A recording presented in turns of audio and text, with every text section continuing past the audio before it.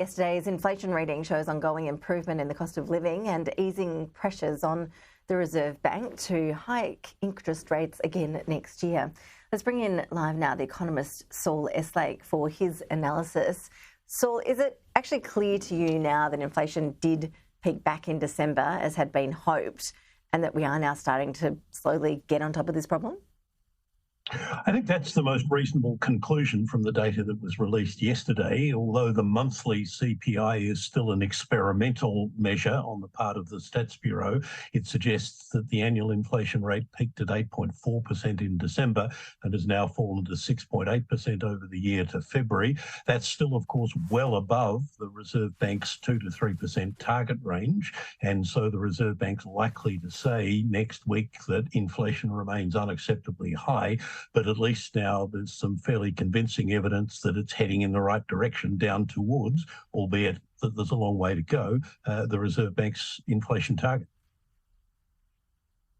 Okay, so if they're likely to say it still remains unacceptably high, what do you think that will lead them to actually do when it comes to that rates decision next week? Well, I said last time that further tightening of monetary policy was likely to be required to ensure that inflation ultimately does converge to the target. That was a slightly softer statement than they'd said previously when they had said that further increases, plural, in interest rates would be required to that end. They also foreshadowed that the case for a pause in interest rates would, for the first time since they began raising rates in May last year, would be on the table for the meeting that's to be held next Tuesday.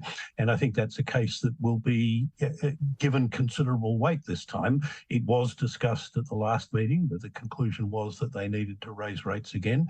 This time they could perhaps afford to wait until after they receive the March quarter CPI data, which is a more comprehensive reading on inflation, which they will do ahead of the meeting in May. And of course, at the May meeting, they will have a completely recalibrated set of forecasts, as they always do, for the middle month of each quarter. So there's actually a chance that for the first time since April last year, the Reserve Bank may decide to leave interest rates unchanged at their current level of 3.6%, rather than raising them again as they've done at each meeting since they began in May last year.